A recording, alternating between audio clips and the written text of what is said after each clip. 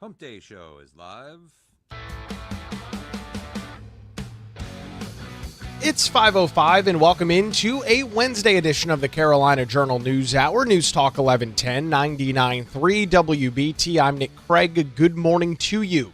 Well, we start off with some sad news out of Winston-Salem, North Carolina this morning, as one student is dead and another is injured after a fight took place at North Forsyth High School yesterday morning. This is according to the Winston-Salem Forsyth County Schools superintendent. On Tuesday morning, just after 11 a.m., I will note that schools were operating in a 2-hour delay on Tuesday morning for the Winston-Salem Forsyth County Schools, so not long after the school day began. Deputies say they responded to the school after receiving communication from the school's resource officer, or the SRO, that they needed, quote, all hands on deck. When deputies arrived, they say they responded to a fight between two students on the school's campus. Sheriff Bobby Kimbrough Jr. said that the fight ended with a, quote, loss of life, and deputies confirmed that there was a stabbing during the incident. The superintendent said another student was also injured after the fight. However, they provided no information on the extent of their injuries or their condition. As you can imagine, there's many different hoops to jump through here, as you're likely dealing with minors in the North Carolina public school system. Governor Josh Stein commented on the situation yesterday afternoon, posting on social media, quote, the stabbing that took place at North Forsyth High School is shocking and horrible. I am praying for all of the students in the community and their loved ones. North Carolinians need to be safe wherever they are, especially in school. I have spoken with Sheriff Kimbrough to offer my support. We must never stop working towards a safer North Carolina. There was a very heavy police presence around that same time, around 11 o'clock or so yesterday morning at North Forsyth High School. That included emergency response services, both state and some local law enforcement, as well as this situation was unfolding yesterday. There is no school for students at North Forsyth High School today due to the incident, and crisis teams will be meeting with faculty and staff and be provided to students. Here's the full statement from the superintendent. It is with profound sadness that we share the news of an incident that happened at North Forsyth High School. An altercation resulted in the injury of one student and the death of another. Our law enforcement partners are actively working on an investigation. Violence has no place at our schools. We are calling on our community to surround our students and staff with kindness and care in this moment. We know that this news affects our entire school community. There will be no school for North Forsyth students tomorrow, December 10th. North Forsyth school staff should report to the education building. Students may stop by for support for that taking place starting at 8 a.m. They said tomorrow. That would be this morning. And noted that additional resources will be available through the North Forsyth website and through the rest of the school district.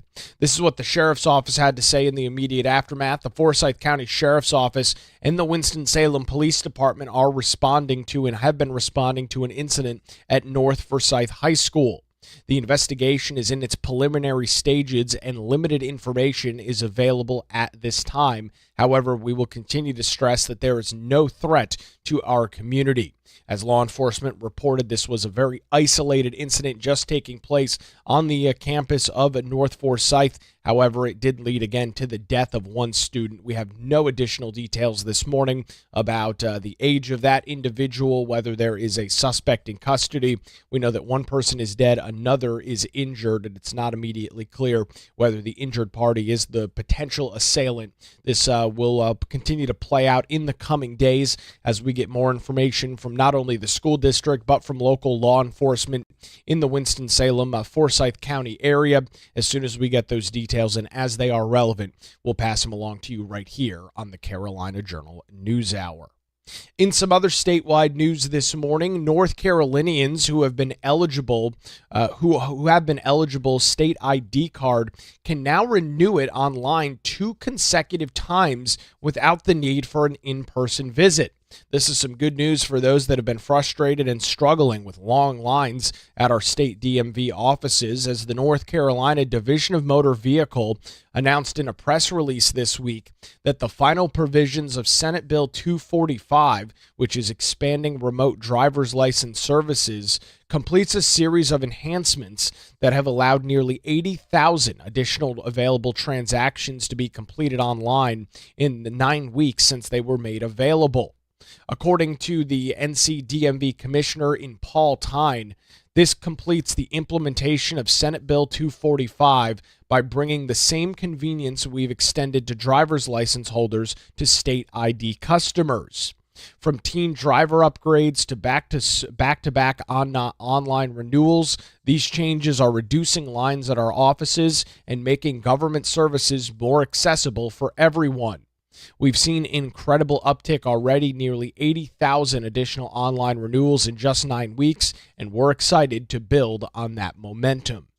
In an October press conference, Paul Tyne said that the state's DMV offices typically serve about 8,000 people a day, indicating that online renewals had already eased some office traffic by more than two full business days. In a November the 25th press release of the state agency's 5-year strategic plan, one of the main priorities from DMV is to build a streamlined digital experience, as they aim to make 70% of all transactions available for online completion. Currently, that number sits around 61%. Additionally, 31% of transactions can be currently completed online. However, DMV wants to bump that number up to 50% as well. Eligible customers with a non-real ID state ID card can now renew online 2 times in a row, and those with real IDs and state ID card holders can renew them online as well, as long as the customer has had an in-person transaction since their last renewal, including for things like getting a real ID, name change, address change, or duplicate for an ID that has been lost. The expansion was rolled out in several phases since Senate Bill 245 became law. The first occurred back on October the 7th, when non-real ID driver's licenses could be renewed online for a second time. On October the 20th, real ID driver's licenses could be renewed online for a second time, again noting if that customer had had an in-person visit. And on November the 4th, teen drivers could upgrade from a level 2 limited provisional license to a level 3 full provisional license and do that entire process online. The expansion is projected to enable up to 400,000 additional online transactions each and every year, and that has been rolled out in phases over the last couple of months. Again, as we have tracked in some pretty great detail over the last couple of months, there have been some big-time issues with the North Carolina DMV, whether we're talking about online transactions, long wait times in person, the inability to schedule an online appointment, logging on and seeing that there is not a single appointment available from the mountains to the coast, Virginia to South Carolina. This has been an ongoing issue for the North Carolina Division of Motor Vehicle over the last couple of years, and we're really starting to see it come to a head here with some changes in state law like Senate Bill 245, giving the DMV some more flexibility, and this strategic 5-year plan from DMV to, again, cut down on wait times, get as many online transactions as possible for customers across the state. You can read some additional details on this story this morning by visiting our website, carolinajournal.com. That story's headline, State IDs can be renewed online twice under new NCDMV law. It's now 5:14 on the Carolina Journal News Hour, News Talk 1110, 99.3 WBT. We'll head back to the traffic center on your Wednesday morning commute. Get a look at the roadways with Boomer Von Cannon. Thank you, Nick.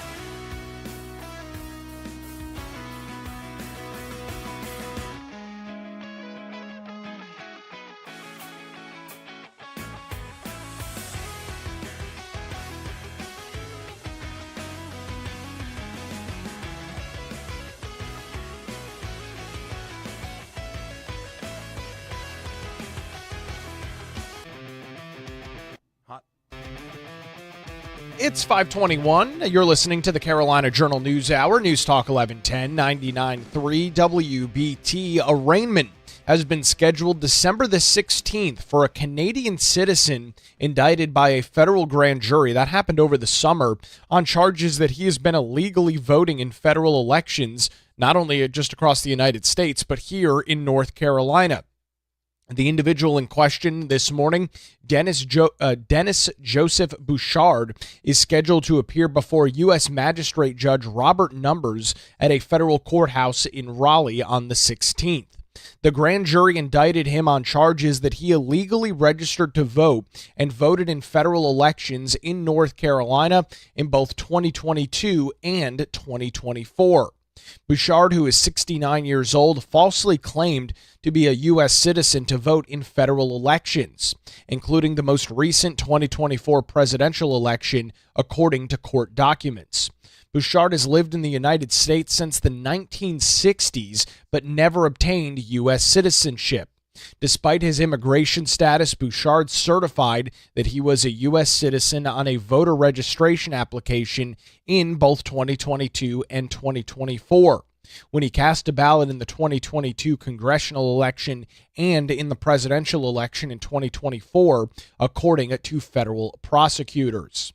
U.S. Attorney Ellis Boyle said back in August when this story first came to light, every single time a non-citizen casts an illegal vote in North Carolina, it steals and nullifies the vote of an actual citizen. If the records are correct, this Canadian citizen appeared to have voted in New Hanover and Pender County elections over the past 20 years. We intend to prove his illegal conduct in court and put an end to it.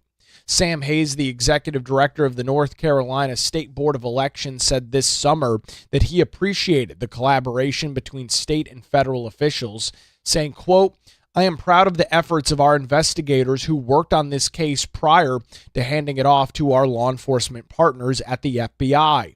Nothing is more crucial to our democracy than confidence in our electoral process, which is why vigorous enforcement of our election laws must be a top priority." The North Carolina State Board of Elections team continues to stand ready to assist the U.S. Attorney's Office as they investigate and prosecute voter fraud in North Carolina. According to North Carolina State Board of Elections record, a voter with this exact same name, it's not clear if it's the same person, but a voter with the same name has been casting ballots in both New Hanover and Pender counties going all the way back to 2004. With court records showing prosecutors have not identified that they are investigating any additional illegal voting outside of the 22 and 24 elections. Andy Jackson, the director of the John Locke Foundation's Civitas Center for Public Integrity, told the Carolina Journal that this type of fraud is hard to protect against, saying this kind of election fraud that Mr. Bouchard committed is difficult to detect and prevent.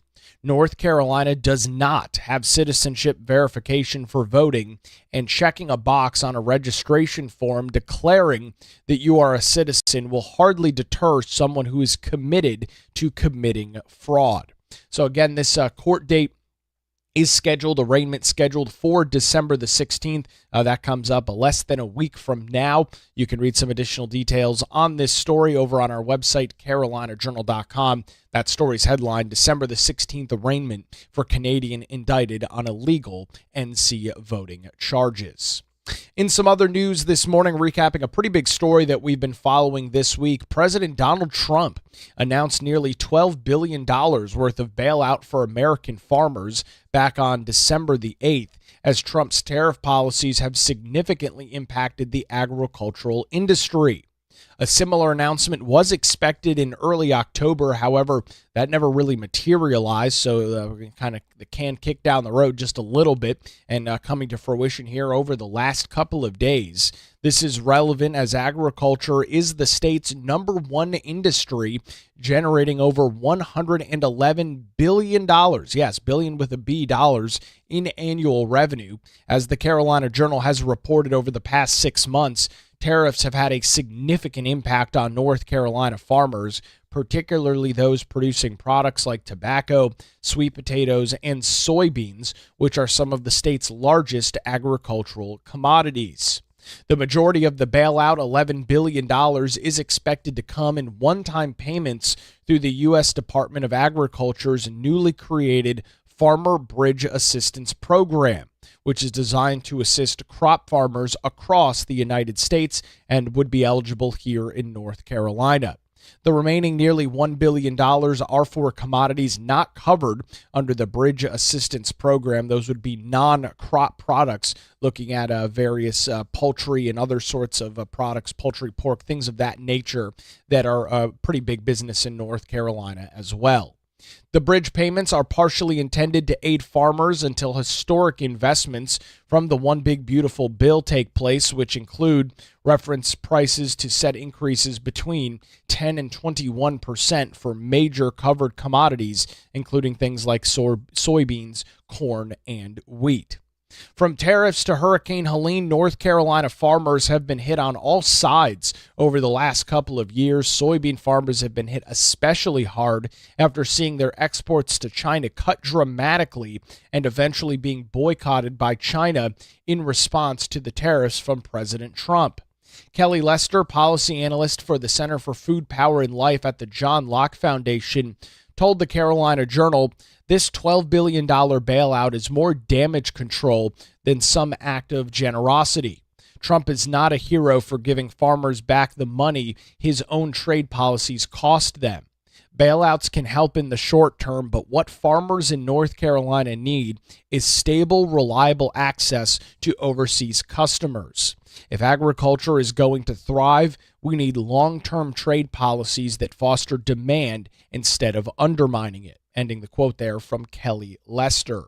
As part of a recent trade deal, China has committed to returning to regular levels of imports of U.S. soybeans and other products over the next 3 years, according to recent reporting. However, experts have expressed concerns over the long-term stability of these trade deals, as many of these comments that have come out in the last couple of months are more handshake agreements. Words printed on a piece of paper. It's a completely different ballgame to actually see some of these things materialize in the real world. China is one of the top buyers of U.S. soybean, accounting for 48% of U.S. soybean exports, and in 2022, North Carolina exported some $446 million worth of soybean. That's according to the Office of the U.S. Trade Representative. This process is continuing to unfold here in North Carolina, as again, many farmers have been hit especially hard over the last couple of years, whether we're talking about Mother Nature or these ongoing tariff and trade war policies from the Trump administration. You can read some additional details on this story this morning over on our website, carolinajournal.com. The headline there, Trump announces $12 billion bailout for farmers. It's now 5:29 on the Carolina Journal News Hour, News Talk 1110, 99.3 WBT. We'll head back to the traffic center, get another look at the roadways on your Wednesday morning commute. We'll head on over, get an update with Boomer Von Cannon. Yes, sir, it is hump day.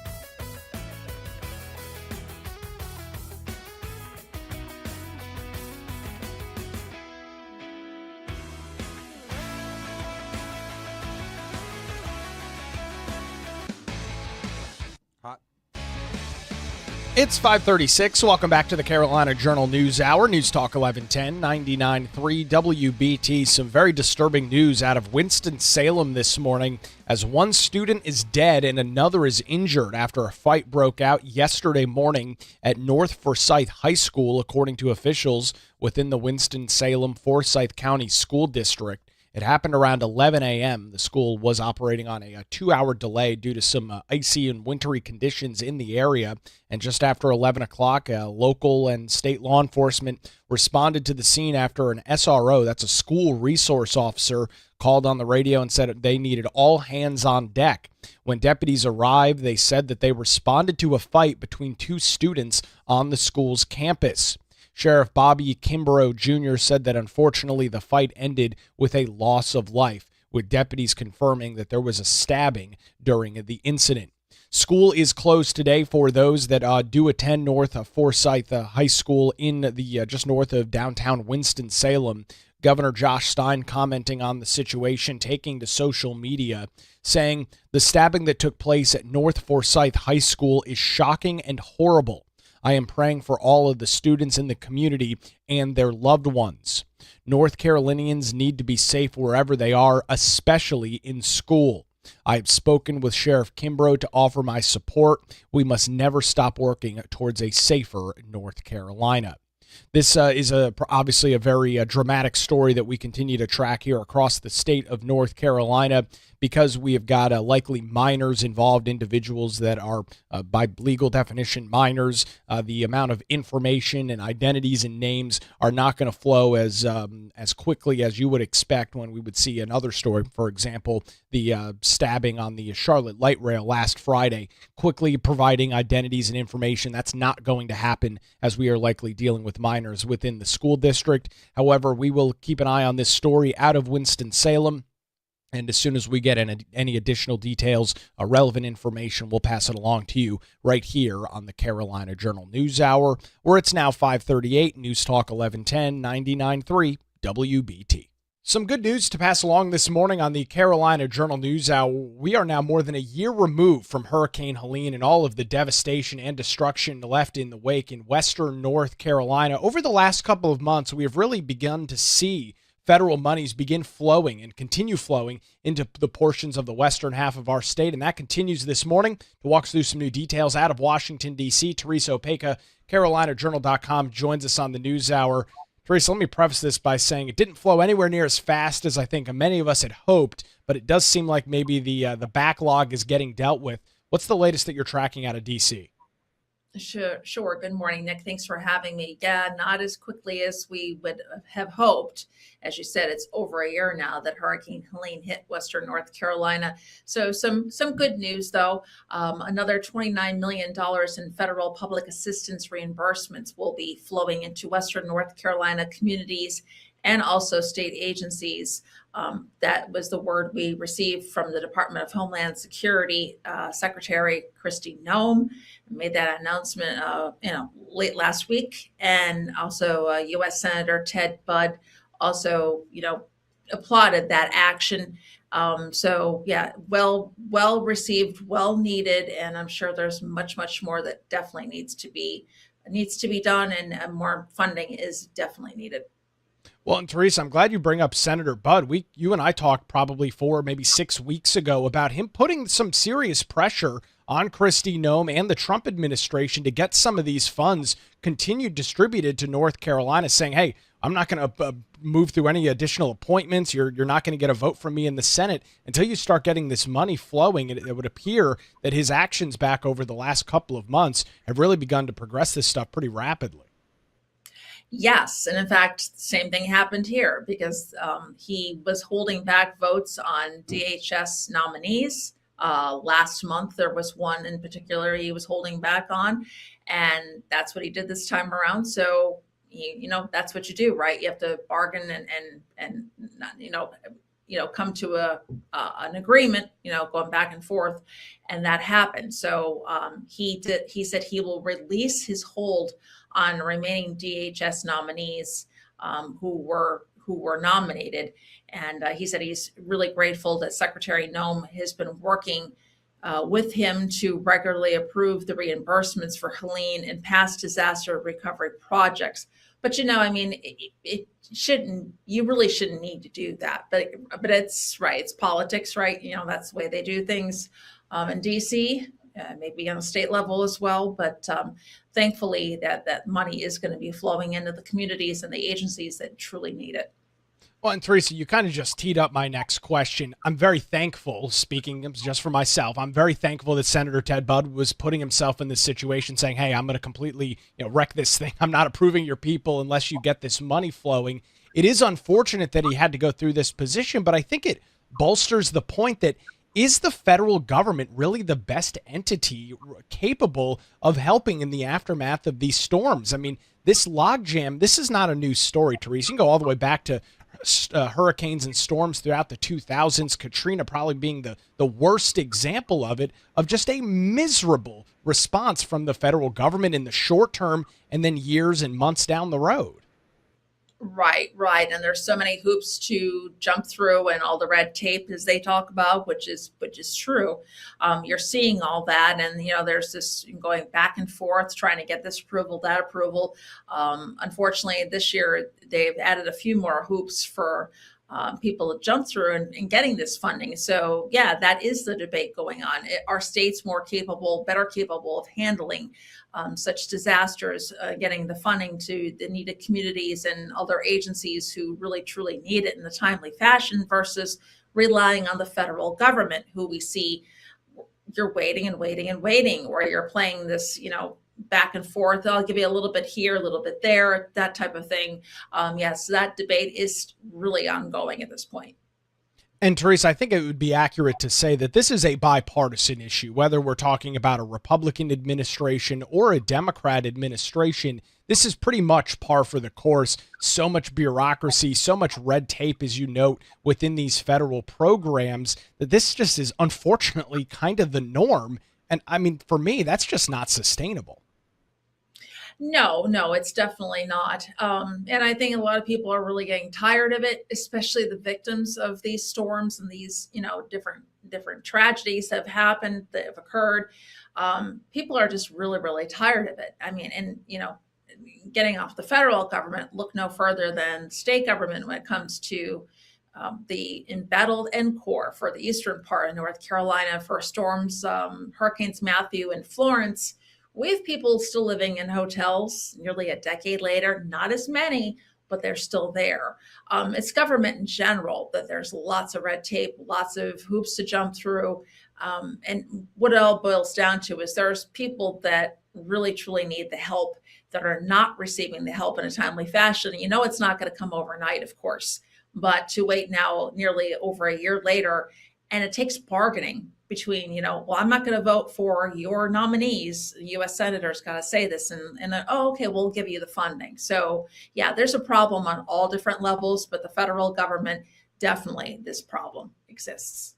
So, Teresa, again, to just kind of recap our announcement, $29 million being dispersed to the state of North Carolina. That's great news. But in the grand scheme of things, we're still looking at a storm that is probably at this point upwards of $60 billion worth of damage. I don't mean to downplay this. This is a great announcement of the disbursement of these funds. But in the grand scheme of things, Teresa, I mean, we're talking about pennies on the dollar when you look at the maximum impact of this storm. We are a long way away from getting Western North Carolina whole again. Absolutely. Absolutely. It's a drop in the bucket. And I guess pun intended when you look at that. And who knows? That was the estimate was 60 billion. It could be even upwards more than that at this point. What we're looking at. So we've got a long, long way to go before Western North Carolina becomes whole, as you said. It is some good news, but yeah, there needs to be a lot more, and it needs to move more in an expedited manner at this point. Teresa, you've got some additional details on this, including the announcement from the federal level, some of the comments from U.S. Senator Ted Budd as well. Where can folks get those details? Sure, they can head on over to carolinajournal.com. Teresa Opeka joins us this morning on the Carolina Journal News Hour, where it's now 5:45, News Talk 1110, 99.3 WBT. We'll head back to the traffic center, get another look at the road conditions on your Wednesday morning commute with Boomer Von Cannon. Hey, thank you, Nick. Latest check.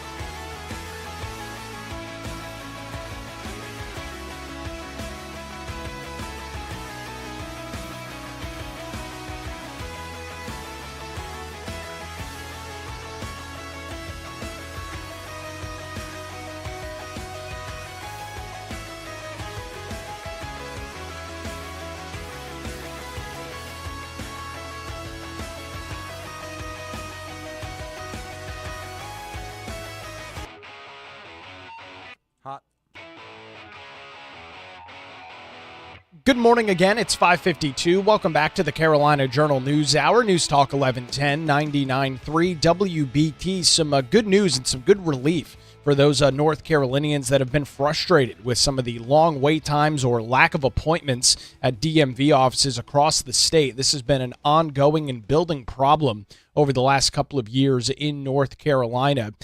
Earlier this year, we talked about Senate Bill 245. That was passed by the General Assembly, signed into law by Democrat Governor Josh Stein. The short name of that bill is Expand Remote Driver's License Services. And according to the most recent press release from the North Carolina Division of Motor Vehicles, they continue to expand those online services. This morning, North Carolinians who are eligible and have a state ID card, not a driver's license, but a state ID card, can now renew it online 2 consecutive times without the need for an in-person visit.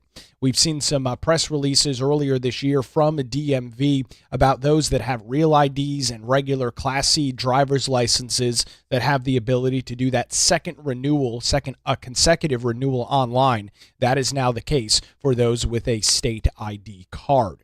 According to NCDMV Commissioner Paul Tyne, this completes the implementation of Senate Bill 245 by bringing the same convenience we've extended to driver's license holders to those that have state ID cards. From teenage driver upgrades to back-to-back online renewals, these changes are reducing lines at our offices and making government services more accessible for everyone. We've seen an incredible uptake already, nearly 80,000 additional online renewals in just 9 weeks, and we're excited to build on that momentum. As we have been tracking over the last couple of weeks now, the DMV has released a 5-year plan, a 5-year strategic plan on things that can be improved within the state's driver's license agency and the DMV as a whole. And one of the main priorities is to continue to build out and streamline their online digital experience. The 5-year strategic plan aims for making 70% of all transactions available for online completion. That number currently sits at 61%, with the DMV also having a goal of increasing all online transactions to 50%. There's still some ways to go there. That number currently sits at 31%. You can read some additional details on Senate Bill 245 and if you are eligible for this back-to-back online renewal, whether we're talking about a state ID card, a regular driver's license, or a real ID. Those details available over on our website this morning, carolinajournal.com. The story's headline, State IDs can be renewed online twice under new NCDMV law. In some other statewide news this morning, an arraignment has been scheduled for December the 16th. That is for a Canadian citizen that has been indicted by a federal grand jury. That happened over the summer on charges that he illegally voted in federal elections in the state of North Carolina. The individual in question, Dennis Joseph Bouchard, is scheduled to appear December the 16th before U.S. Magistrate Judge Robert Numbers in Raleigh. A grand jury indicted Bouchard on charges that he illegally registered to vote and voted in federal elections in North Carolina in both 2022 and 2024. Now, according to federal prosecutors, Bouchard, who is a Canadian citizen, has been in the United States since the 1960s, but never went through the full process to obtain U.S. citizenship, which, of course, is required to cast a vote in a federal election. Despite his immigration status, he did certify multiple times that he was a U.S. citizen on voter registration applications and cast a ballot in the 2022 congressional midterm elections and in the 2024 presidential election, according to those federal prosecutors. U.S. Attorney Ellis Boyle said back in August, every single time a non-citizen casts an illegal vote in North Carolina, it steals and nullifies the vote of an actual citizen. If the records are correct, this Canadian citizen appeared to have voted in New Hanover and Pender County elections over the past 20 years. We intend to prove his illegal conduct in court and put it to an end. So again, this court arraignment, this date is scheduled for December the 16th. We will track this as it rolls around next week. We've got additional coverage you can read this morning over on our website, carolinajournal.com. And of course, we will watch as this date rolls around and see exactly what that arraignment looks like as that crackdown on legal voting in North Carolina continues as that December the 16th date rolls around here. We'll keep you up to date on our website, carolinajournal.com, and right here on the Carolina Journal News Hour. Well, for the final time, we will be signing off this morning on 11:10 a.m. and 99.3. As you've been hearing all week, we make our big change to Charlotte's FM News Talk. Tomorrow morning, 107.9 FM at WBT, and that's when we'll do it again for another edition of the Carolina Journal News Hour. I'm Nick Craig. WBT News is next, followed by Good Morning BT. We'll see you right here tomorrow morning on FM 107.9 WBT.